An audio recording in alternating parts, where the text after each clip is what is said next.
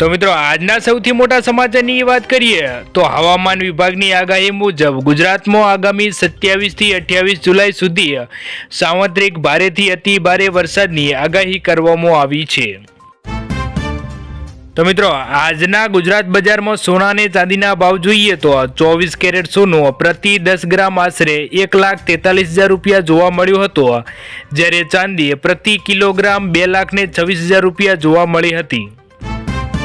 તો મિત્રો ત્યારબાદ જોઈએ તો આણંદમાં 2.45 લાખની ઘરફોડ ચોરીનો ભેદ ઉકેલાયો, જ્યારે સીસીટીવી ફૂટેજથી 2 સાથી તસ્કરો મુદ્દામાલ સાથે ઝડપાયા।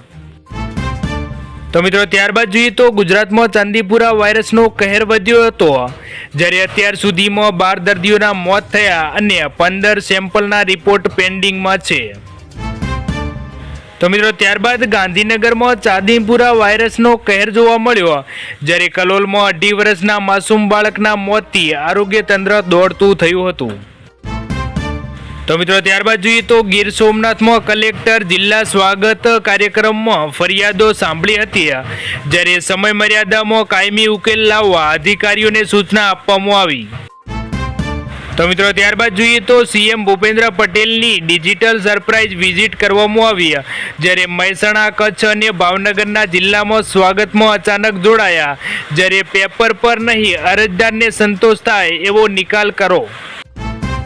તો મિત્રો ત્યારબાદ જોઈએ તો નવસારીના બિલીમોરાનો દેસરા વિસ્તાર બેટમાં ફેરવાયો, જ્યારે કાવેરી અંબિકામાં પૂરથી 80 લોકોનું સલામત સ્થળાંતર કરવામાં આવ્યું।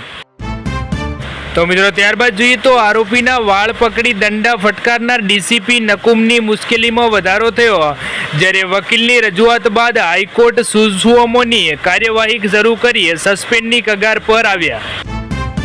તો મિત્રો ત્યારબાદ જોઈએ તો દિલ્હીમાં કોકરોચ જનતા પાર્ટી લાઠી વરસાવી, જ્યારે ટીયર ગેસથી ભગાડવામાં આવ્યા, જ્યારે પોલીસ સોનમને ચાદર સતાડીને લઈ ગઈ હતી, જ્યારે રાહુલ રસ્તા પર સૂઈ ગયા અને 5 દિવસથી હોબાળો ચાલુ રહ્યો હતો। તો મિત્રો ત્યારબાદ જોઈએ તો અમદાવાદ સમરાંગણ બન્યો, જ્યારે વિદ્યાર્થીઓ આક્રમક બન્યા હતા અને ગલી ગલી મેં શોર હે, મોદી સરકાર ચોર હે ના નારા લાગ્યા હતા, જ્યારે પોલીસે પ્રદર્શનકારીઓને દોડાવ્યા હતા અને ધક્કા મારીને બસમાં ભર્યા હતા। તો મિત્રો ત્યારબાદ જોઈએ તો વલસાડમાં મેઘતાંડવથી રસ્તા જળમગ્ન બન્યા હતા, જ્યારે 326 માર્ગો વાહન વ્યવહાર માટે બંધ કરવામાં આવ્યા અને જોખમી મુસાફરી ટાળવા તંત્રની અપીલ કરવામાં આવી। તો મિત્રો ત્યારબાદ જોઈએ તો ગુજરાત સરકારે નશા મુક્તિ અભિયાનને વેગ આપવા મહત્વનો નિર્ણય લીધો છે।